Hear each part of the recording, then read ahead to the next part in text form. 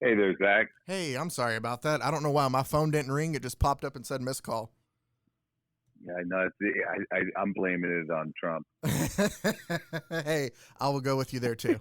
Why not? We can, everything wrong with the post office. Now we'll just say everything wrong with cell phones too. Cell phones too. Yeah.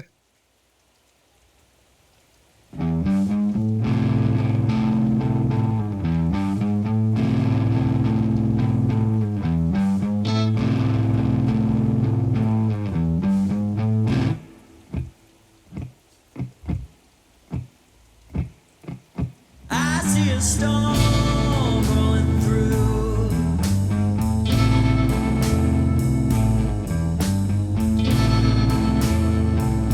the tops of the trees are swaying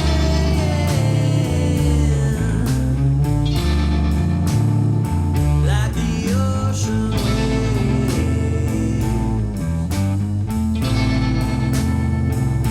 I see a storm rolling through, baby, when you're near.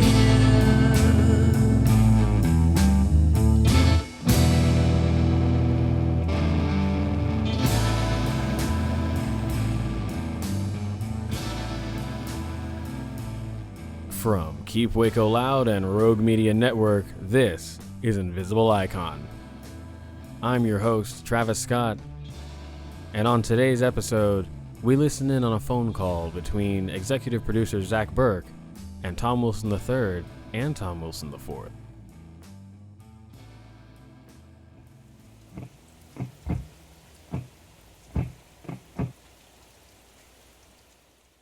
I'm Zach Burke, executive producer here on the podcast, and I had the privilege of being able to not only talk to Tom Wilson's son, Tom Wilson III, but his grandson, Thomas Wilson IV.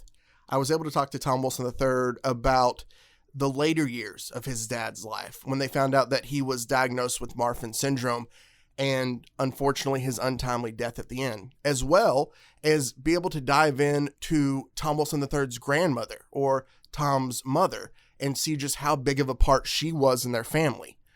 I got to hear some great stories from Tom Wilson III about being in the studio and just other things of growing up as Tom's son.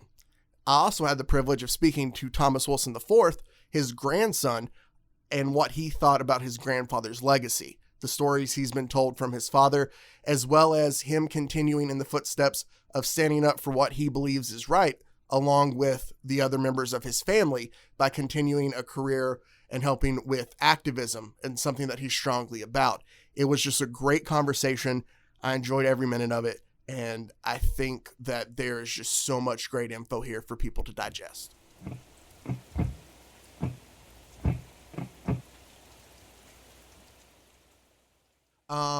What are your earliest memories of your dad in terms of, because I guess he would have been at Columbia, obviously, with Dylan and stuff hmm while you were there. I know you talked about Dylan some, but do you have any other just kind of, memories about that time or maybe your dad taking you into the studio, something like that?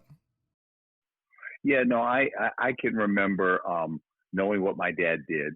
I can remember my dad wanting me to uh, participate in music, but he always said it wasn't so much for music's sake itself. It was more like it was a respite from the everyday world that you could create stuff yourself, that you could, when things were kind of gloomy, you could always resurrect a beautiful day by going within yourself and creating music. So he saw it as kind of a safe harbor. And I can remember having some of these musicians, and Dylan was one of them, suggesting guitars to my dad that I should get that type of stuff. And I was probably about 7 or 8 when it was kind of coming into focus what my dad did. Did you play any instruments when you were little then?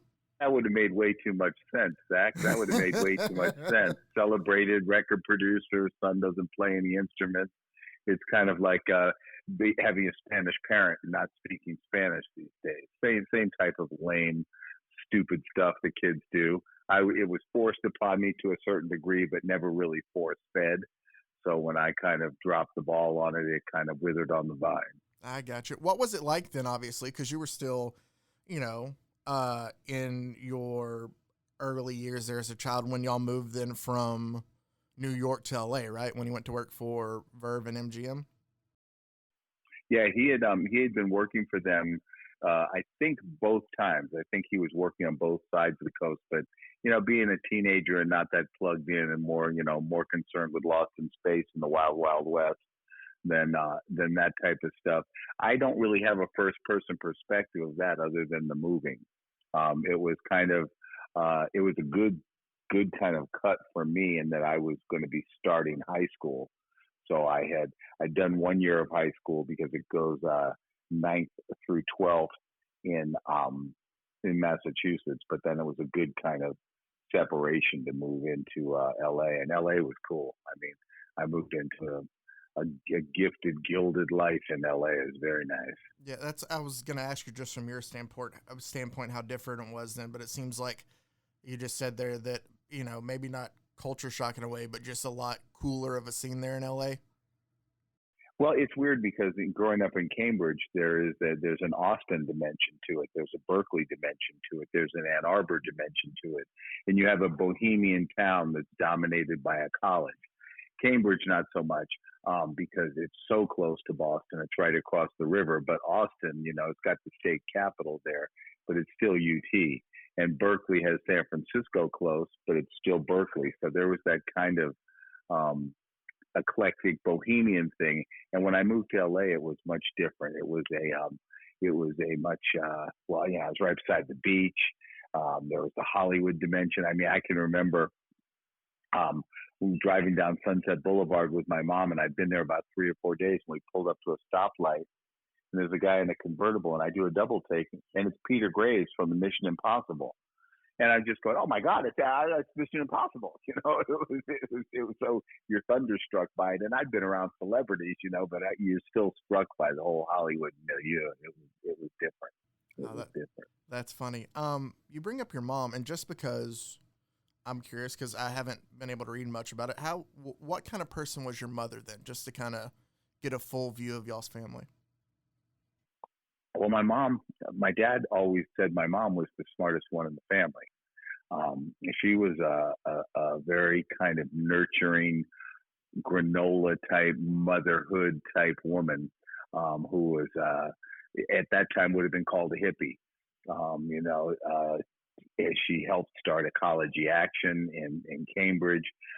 She was always, concerned about animals and stuff. So there was my hard-charging dad, and my mother was more of a granola Birkenstock type person, but very, very shrewd, very smart, very politically aware, and very articulate. I mean, I get a lot of my abilities from my mom. I truly am a hybrid as far as any of the talents I have. So just a nice little balance between the two of them then? Yeah, in a corny kind of trite way, there is a yin and yang dimension to it, because my dad was very much a linear thinking, hard charging guy, but also very open to new ideas. And my mother was also like that. So, but she was much more patient, much more I don't want to say compassionate, because it kind of, if it's in opposition to my dad was a very compassionate person, but my mother was one of those people who, we only have 13 strays. There's plenty of room for a 14th cat. I mean, the cat's hungry, that type of woman. Sounds exactly like my wife. Yeah, exactly. When in doubt, kill him with kindness. Yeah, no, we have 4 rescue dogs right now, and it's always like it started with 1, and then there was a second, and then there was a third. Oh, we have room for a 4th, but no, it's right. And the four are lonely, so there would be a 5th. Oh yeah, and it just keeps building. Yeah, right. But it's just all the kindness she has there to do that, and you just learn to love them as they come in. Exactly. Do you have, I don't think I kind of asked this, but do you have any stories or memories you have of when your dad kind of like took you into the studio with him? Oh yeah, I went into the studio with my dad all the time. I mean, I all during the 70s, I worked in the summer, like in 74 and 5 and stuff. My dad was deeply involved with the record plant in Los Angeles and New York. So I worked in there. I saw countless acts in there. I mean, I was there when Rufus was recording. I was there when Joe Walsh was recording. I was there with Zappa recording.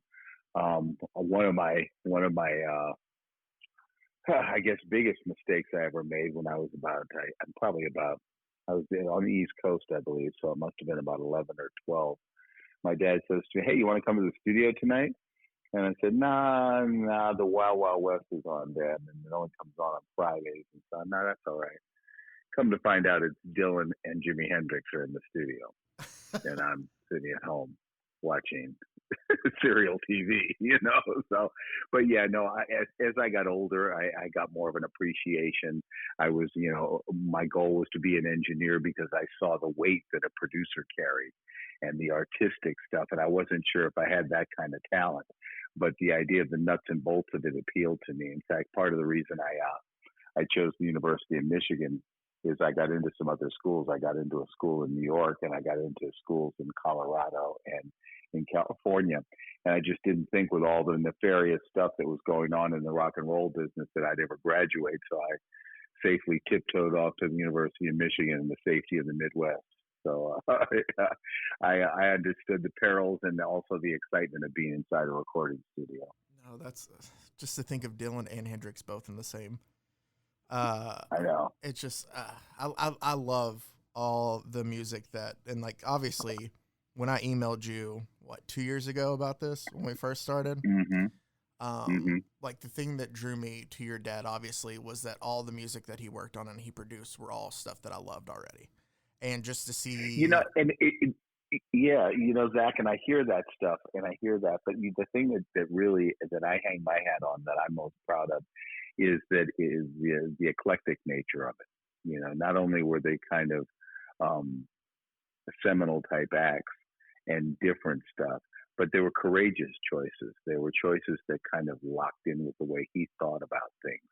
And when I say that, what I mean is that he was always for the iconoclast. He was always for somebody who was doing something different. So if it was Dylan, acerbic lyrics, or if it was the complexity of Zappa or the fluidity of Coltrane, these are the things that would really draw my dad. But at the same time, he would always be kind of like a lighthouse looking out over the horizon for something else to kind of whet his appetite. Oh, that's a great quote there. I love that.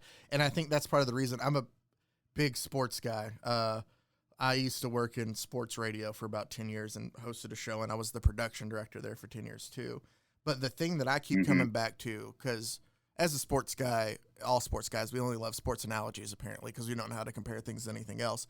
But your dad, your dad to me is like that 5-tool baseball player. Like he can hit, he can throw, he can run, he has all of it. And you can see it through all the different artists. Like you talked about, the how eclectic it is from Coltrane and Cecil Taylor to Dylan.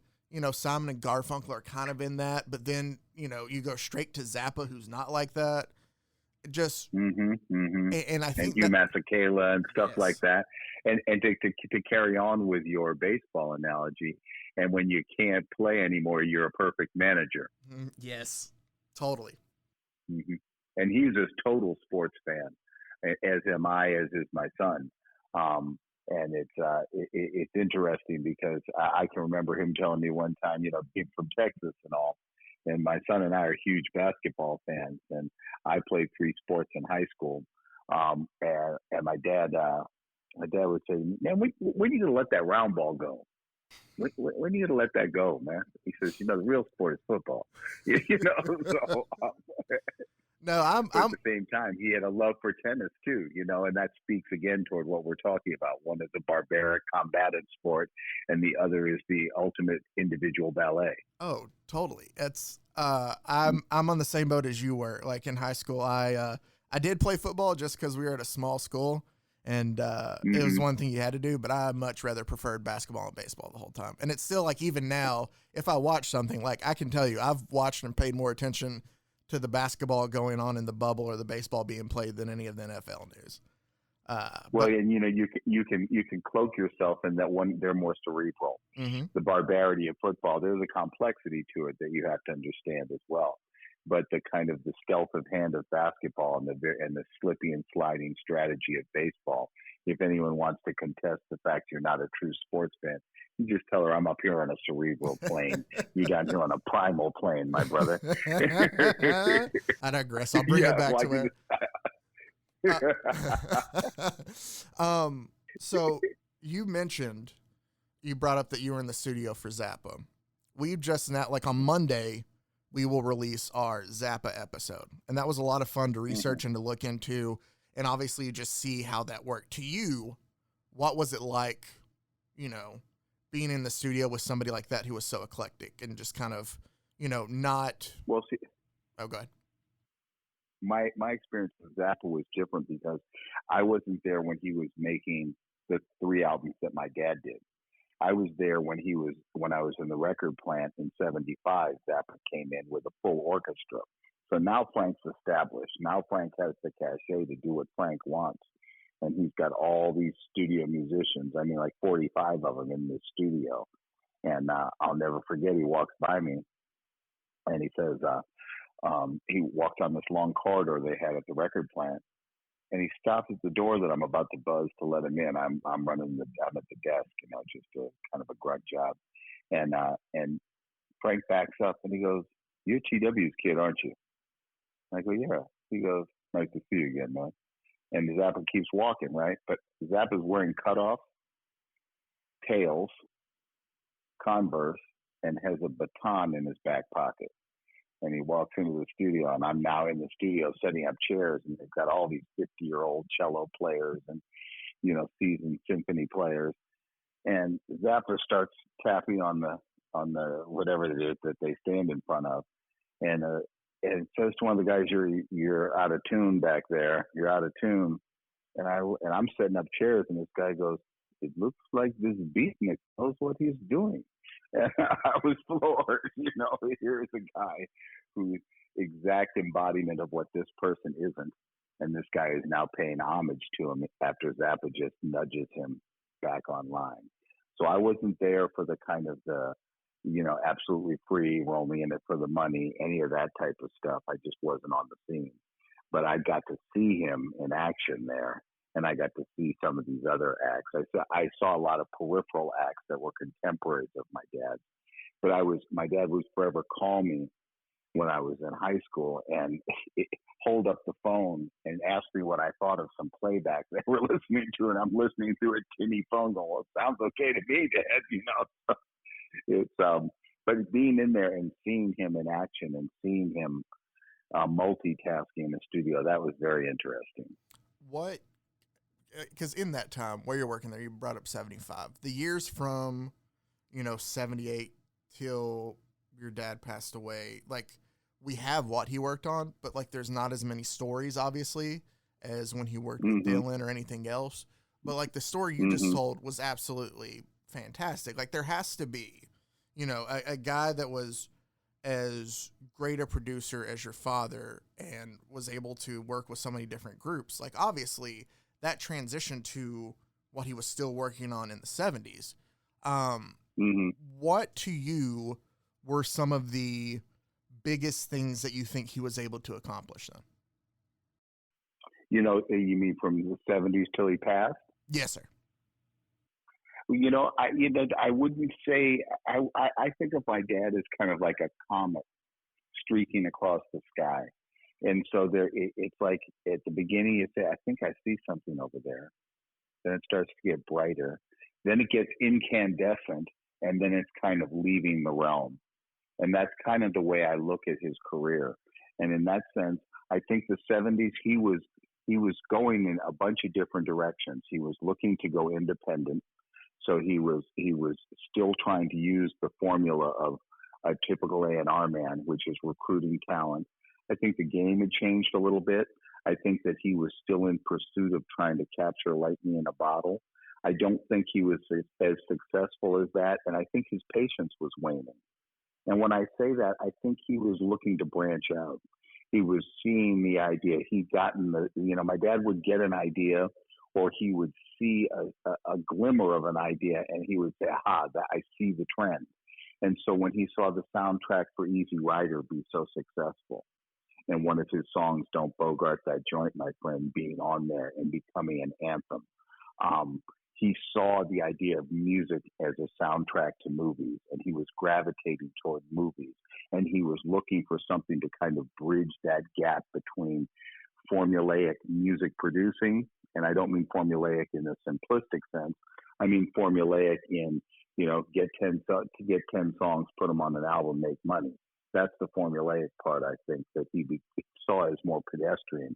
And I think he liked the depth and the complexity of a marriage between music and movies. And I think that's where he was gravitating in his mind. But again, you're getting this through, sometimes if you have an impatience with a millennial, imagine a sub-millennial.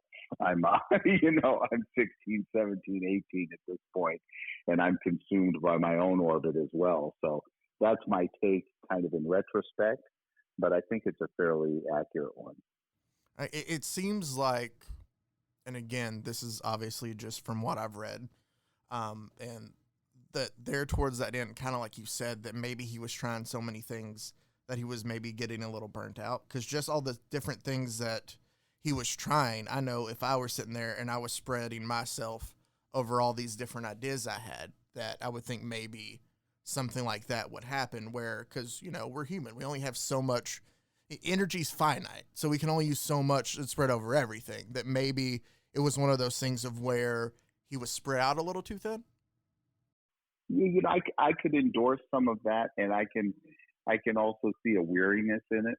You know what I mean? Of the kind of the routine of it. That's what I mean more about the formulaic pursuit of it. You know what I mean? Whether it's wrestling egos, corralling money, looking for talent, dealing with partners, launching a business, going independent. There are many things tugging you in different directions. And I've worked in the news business before, and I understand at a certain point you get pulled away from the project, and it becomes, so if the project is making the news, you get pulled away from that, and it becomes making the news profitable. The music, the purity of the music was one thing, and the economics of it was another. That makes a lot of sense. Your son's there with you, right? Yeah. Okay. Do you mind? I know you said he had to leave at 12:30. If I ask him just a question or two real quick. No problem at all. Let me plug you in here. All right. Here you go, Mr. Thomas. Can you just state your name so we know on the recording kind of like the split up there? Yeah, my name's Thomas Wilson, and I go by Thomas. You do go by Thomas? Okay. Mm-hmm. I just want to make sure I don't. It's kind of I didn't want to say something and call you by what your father goes by. What for you, since you didn't know your grandfather, but obviously you've heard, I'm sure, plenty of stories about him. What does that mean to you, I guess, just of what he was able to do, and at the time in our country he was able to do it? No, it's super impactful, and only hearing, just bits and pieces from my dad here and there. The full picture fully with me, but the impact, that he made as far as being an African-American producer during that time was very, and for me, it was almost growing up, I always had questions and things like that, and I wasn't sure exactly what to make of not really getting the full story, why it wasn't just as common, going to school, listening to Simon Funkel or Bob Dylan, or just, artists who my dad grew up listening to. And then, as I get older, realize how much of an impact my grandfather had in those. For me, it was pretty surprising to hear more and more as you get older, but also made me feel really proud to, be connected to something like that. No, I got you. And when I read and I, look about it, like, even though I'm somebody, it's very much, at least for me, like, with everything that's going on now, with Black Lives Matter and everything, like, I'm obviously, not the group, but I want to be an ally. I want to support. I want to help. Right. And so I'm out there doing as much as I can. And at the same time, when I go back and I read a story like that, to see how, you know, because it's in the 60s, we still have obviously, you know, segregation and stuff going on there, and him being able to accomplish what he was able to, Right. like you said, just is so impactful, even, you know, not only to, or I guess to somebody who's not even obviously African American or had to deal with any of that, just to know how the times were. No, exactly. And it's something that I felt was also just a challenge to, like, you know, hear about, because you're reminded of all of the inequities that have been, you know, going on since the early times of our country. And then even today, you're seeing it resurface in ways that is more publicized with the media outlets and how interconnected we are. And it sucks because you see how, you know, in the past, with things like these inequities, and then the lack of recognition from people's achievements from like way early on in our nation's history, you know, the things like, you know, my grandfather's contributions kind of get lost in the shuffle. And I think as a kid growing up, I wasn't really understanding why things like that happened. And, you know, as you get older, you can see that different time periods in our country made it so people weren't able to have as much recognition for some of their achievements. So, On a, I guess, a little bit of a lighter note, how musically inclined are you compared to your grandfather? that's funny. I mean, I would say my musical involvement isn't as extensive at all. You know, I pretty much try to stay as current as I can with, you know, the new musical times, but I wouldn't say that I have any type of musical acumen as far as playing instruments or doing things like that. I gotcha. What did you, I remember your father saying you just graduated. What did you, graduate with your degree? Like, I guess, what's your plan then moving forward now? Yeah, so along the lines of just like the stuff going on in our time period, you can just see there's more of an emphasis on wanting to do for yourself and, you know, have your own business and create generational wealth. So those are the things that at the forefront of my education and as I continue to grow. So as I graduated from the University of Texas San Antonio with a communications degree, it's now gotten me into the marketing atmosphere, and I work as a copywriter / content creator.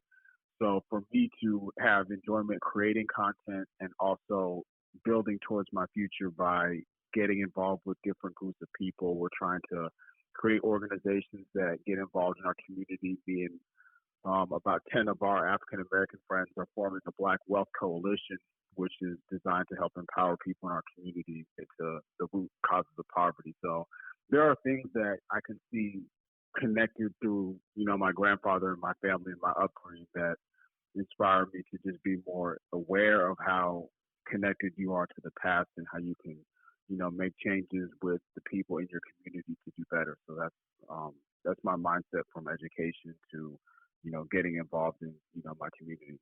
I gotcha. What was the Black Wealth Coalition? Is that what you called it? Yeah, and I have a friend who's involved in politics, and my dad is actually connected with him as well. His name's Dwight Boykins, and I was able to meet a lot of, you know, people through that just, you know, ironic connection that my dad had with somebody, and through that, me and some other guys who are similarly minded, you know, in business and politics and education, we're all looking at forming a nonprofit and starting a business together. So it's in the process right now, but we're working towards it, and that's just something that we started about 3 months ago. Oh, that's absolutely awesome. I'll close out with this question because I know you got places to be, and I don't mean to hold you back. You're fine. It's funny you talk about marketing and you being a copywriter and stuff like that. That's exactly what my wife does too. So I can see. Oh wow! Like you copywriters are popping up everywhere now.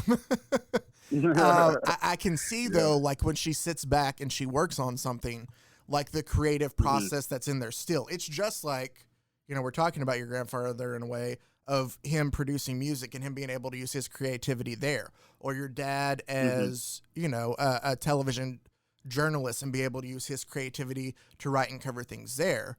It seems like if anything, you're at least continuing and heading down another creative aspect of where you're able to kind of shine and kind of let your mind, you know, your creative, just your creativity just kind of explode into what you want to do. Exactly.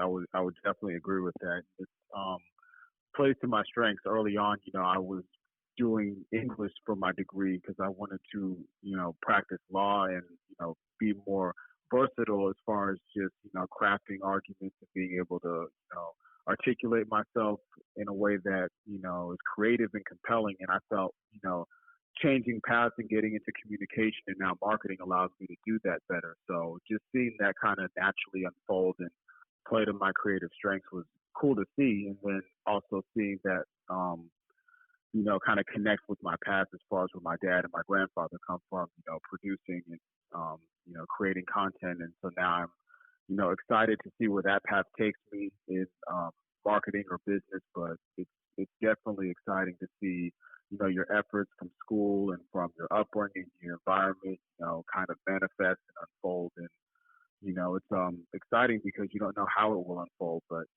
I'm very confident, where I come from and, the work that I put in and all that, I'm excited to see what happens. Well, I can tell you, at least in my opinion, from obviously learning everything about your grandpa and talking to your dad and then, listening to you, that I have a feeling that you'll be extremely successful in what you do. So I'll go ahead and just tell you real quick. I worked in sports radio for 10 years as a production director and as an on-air host, and I just got so burnt out because I was working like 80-hour days.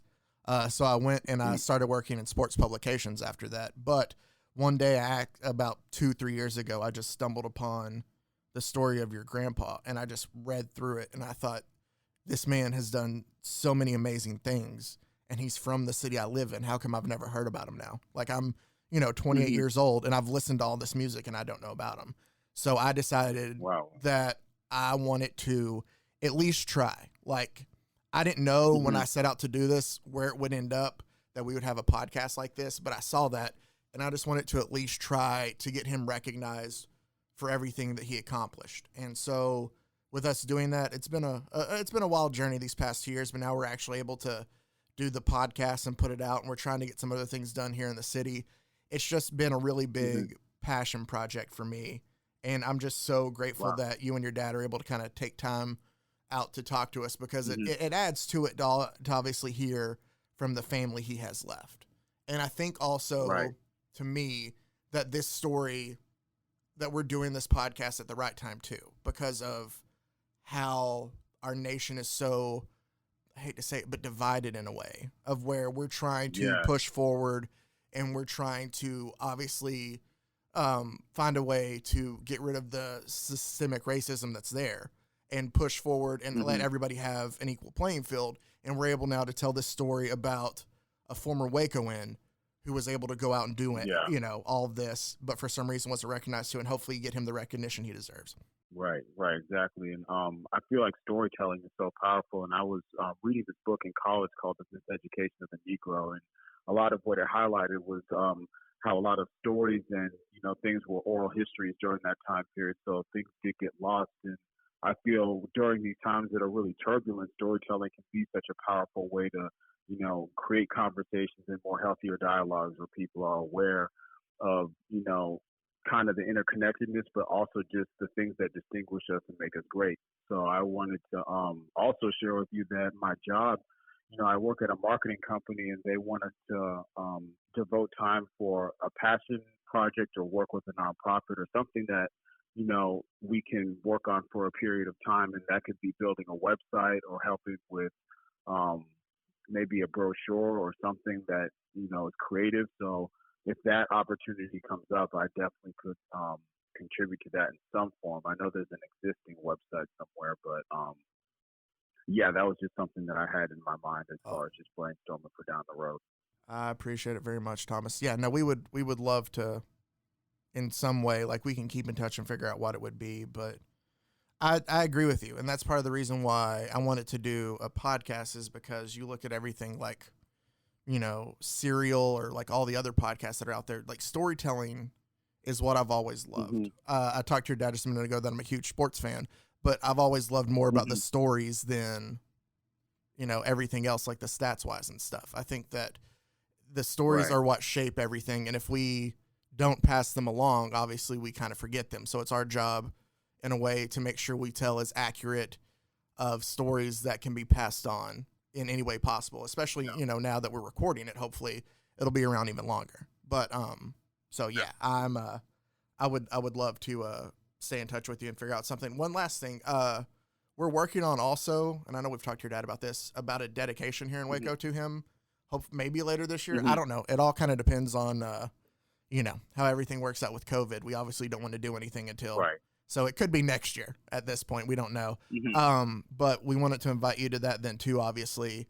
Of hopefully we're trying to set up something where we can dedicate and honor your grandfather here in Waco then. So I could let you know when that comes available too then. So I appreciate your time very much, Thomas.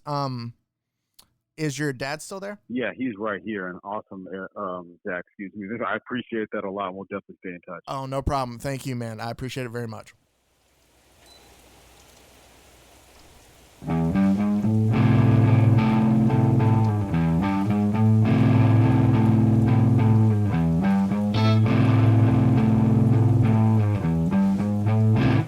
On the next episode of Invisible Icon, the Tom Wilson story, we conclude the phone call between executive producer Zach Burke and Tom Wilson III.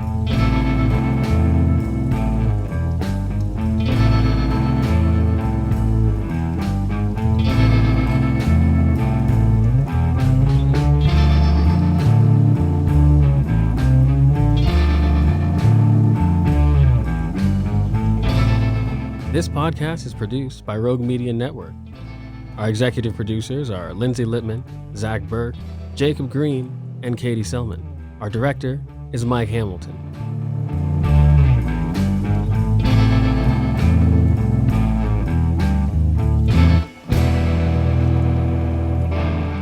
Our theme music is by the Bowleys. Join us for the next installment of Invisible Icon, the Tom Wilson story.